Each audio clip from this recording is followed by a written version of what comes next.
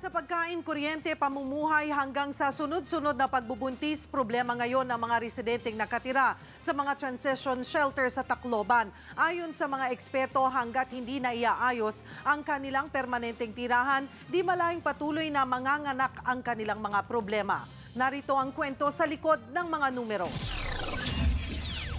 Bukod sa pagkain, tubig at kabuhayan, literal na nanganganak pa ang problema ng mga biktima ng Bagyong Yolanda na hanggang ngayon naninirahan sa mga transition shelter.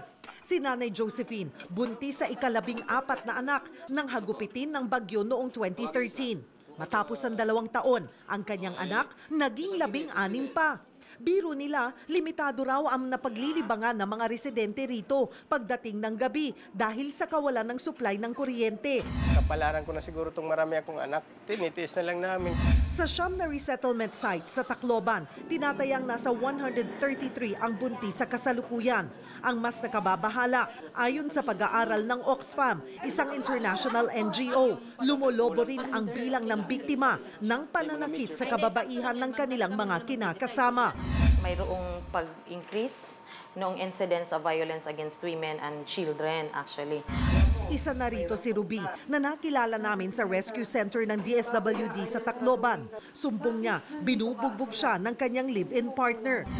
Nung nasaktan niya ako kasi daw may may lalaki, lumalabas ako. Nung nakaiyak na ako nung inano niya ako na ginanyan kasi nga sa silos.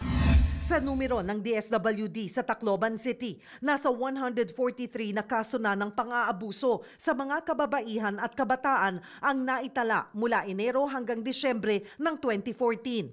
Halos 30 kaso dito ay pambubugbog ng kanilang asawa, habang 13 naman ang kaso ng panggagahasa sa mga batang babae.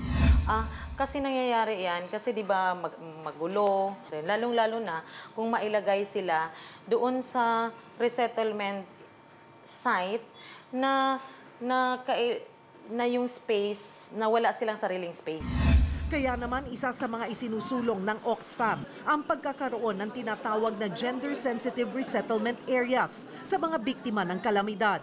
Mayroon sanang separate na space ang mga lalaki at saka mga babae, yung at least visible sana yung Child Protection Committee or Women Protection Committees natin at ang support ng mga agencies.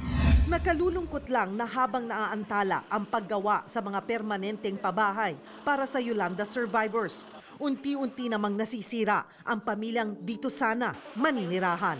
Umaaksyon, Cheryl Cosim, News 5. Be sure to come back. News 5 everywhere. Copyright 2015.